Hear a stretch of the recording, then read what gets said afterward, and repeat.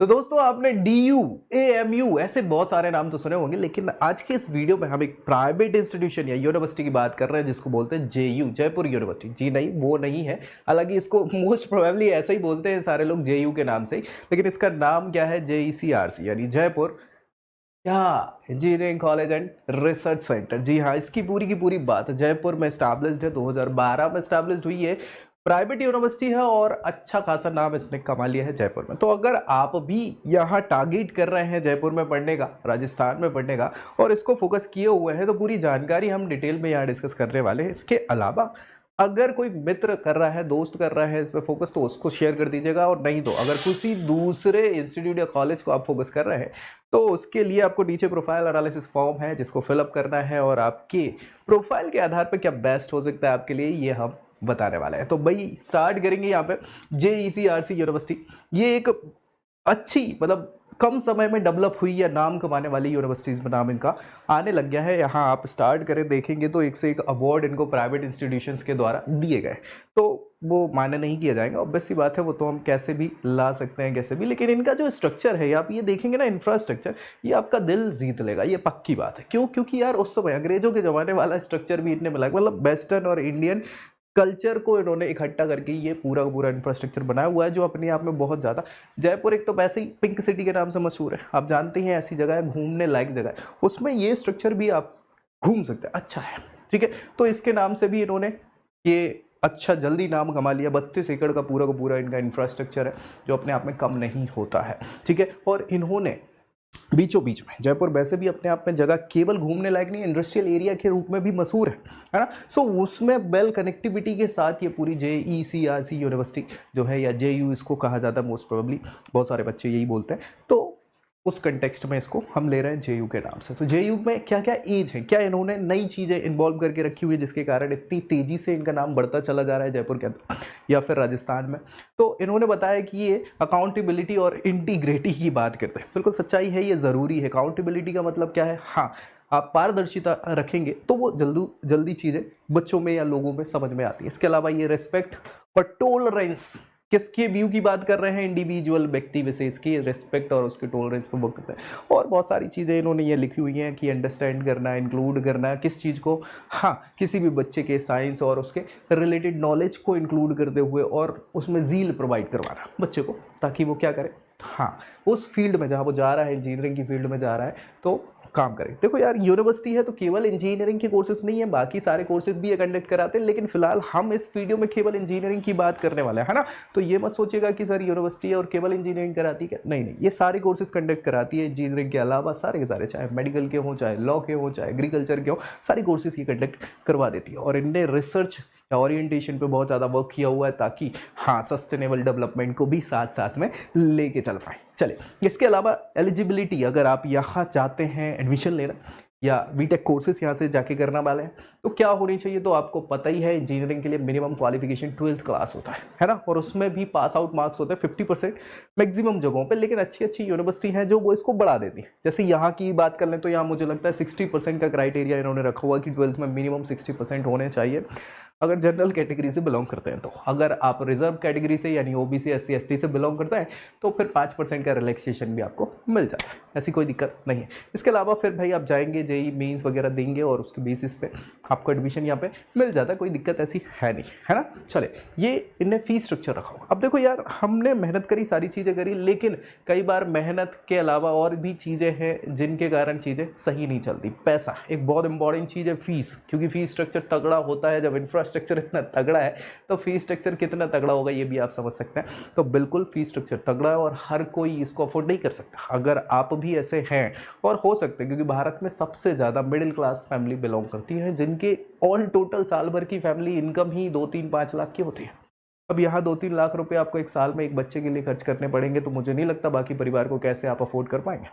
तो ये ऐसी समस्याएं होती है जिनके कारण बच्चे कई बार अच्छी जगह पे जाना तो चाहते नहीं जा पाते। तो आपके साथ भी अगर ऐसी समस्याएं हैं, फीस स्ट्रक्चर का एक इशू है आपके पास, तो कम फीस में कौन कौन से और कॉलेजेस हो सकते हैं जो आप अफोर्ड कर सकते हैं, क्या बेस्ट स्ट्रक्चर हो सकता है आपके लिए, ये अगर जानना चाहते हैं तो नीचे प्रोफाइल एनालिसिस फॉर्म मिल जाएगा, जिसको फिलअप करिए और आपकी प्रोफाइल के आधार पर क्या बेस्ट आपके लिए हो सकता है ये हम बताएंगे आपके लिए। तो भैया यहाँ फीस स्ट्रक्चर आप देख ही पा रहे होंगे, ट्यूशन फी 1,37,500 रुपये की एक साल की है, अदर फीस भी 57,500 की है, इसके अलावा टोटल एनुअल फीस ये 1,95,000 यानी 2 लाख के अराउंड मान लो। ये तो चलो ठीक है कि यार एलुमनाई फीस और ये वो सब एक आध बार लगती है ना, और बार बार रिफंड नहीं होती है, ठीक है, तो ये सारी चीज़ें, लेकिन अगेन 2 लाख रुपए एक साल की फ़ीस कम नहीं होती है, और ये केवल ट्यूशन फीस है।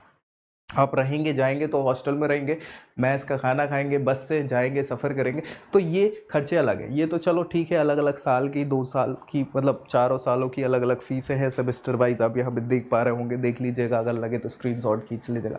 वैसे 2 लाख के अराउंड ही मान के चलिए ये फ़ीस स्ट्रक्चर है।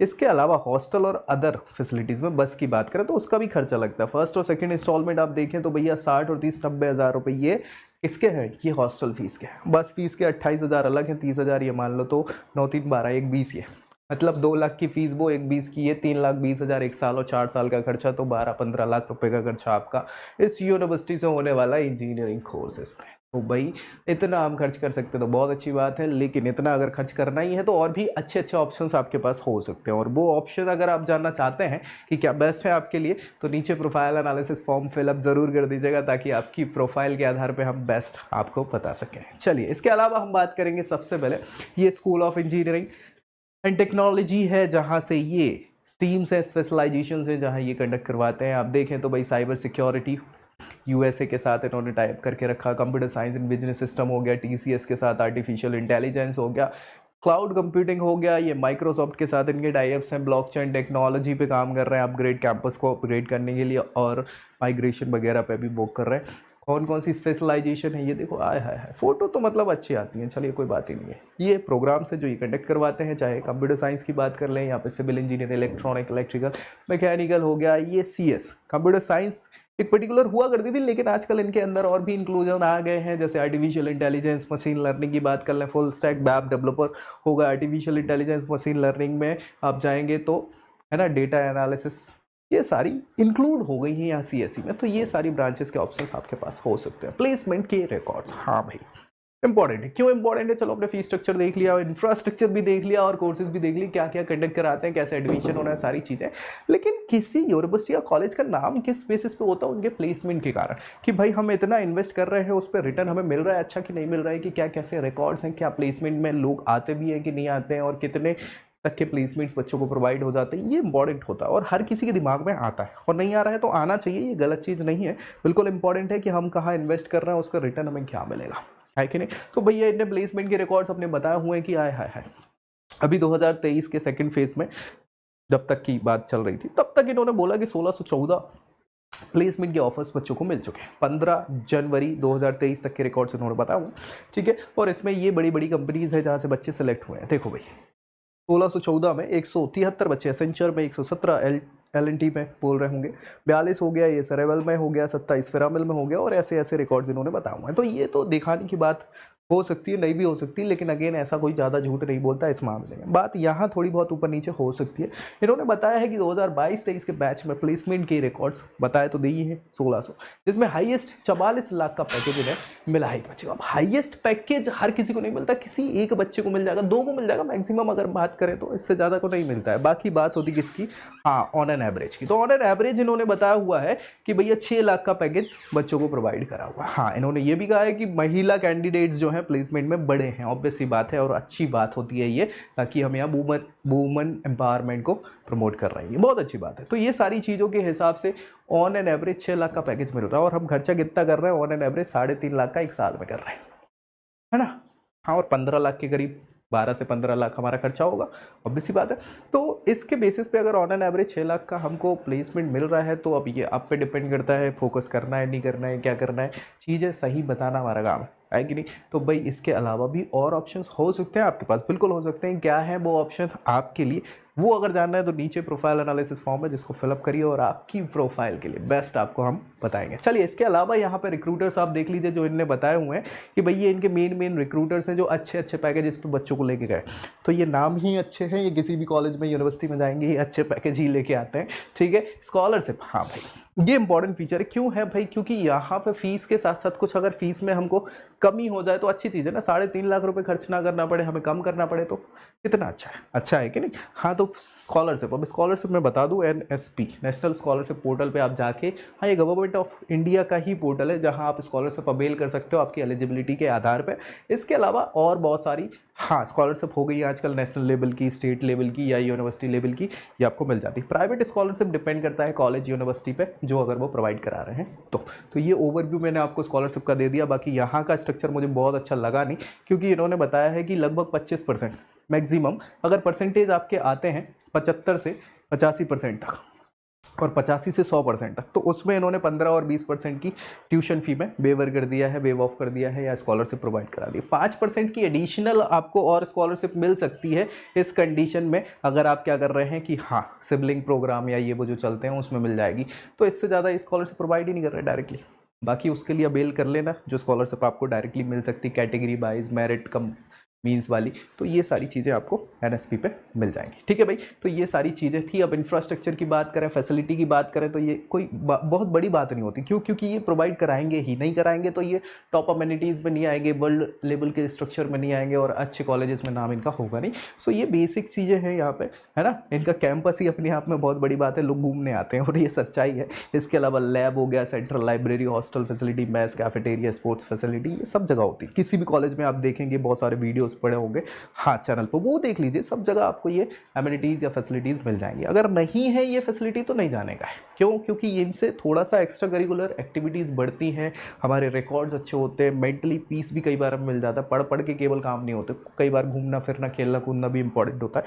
तो ये सारी चीज़ें यहाँ पे हो जाती है। इसके साथ ही भैया हमने JU की, जयपुर यूनिवर्सिटी, या फिर हम बात करें JECRC की यानी जयपुर इंजीनियरिंग कॉलेज और रिसर्च सेंटर की बात हमने पूरी कर ली। आपको अगर टारगेट ये कर रहे थे तो मुझे लगता है सारी सफिशिएंट जानकारी हो गई होगी। अगर इसके अलावा कोई और जानना चाह रहे थे तो नीचे प्रोफाइल एनालिसिस फॉर्म मिल जाएगा जिसको फिलअप करिए और आपकी प्रोफाइल पे क्या बेस्ट होगा आपके लिए ये हम बताएंगे। साथ ही साथ दोस्तों में शेयर भी कर दीजिएगा ताकि उनका भी भला हो जाए। और ऐसे वीडियोज़ हम बनाते रहते हैं जानकारी के, ताकि बच्चों के साथ गलत ना हो। तो मिलेंगे अगली वीडियो में अगली जानकारी के साथ, तब तक के लिए जय Hind. I hope you like this video. For more such videos, keep watching our channel. And do not forget to like, share and subscribe.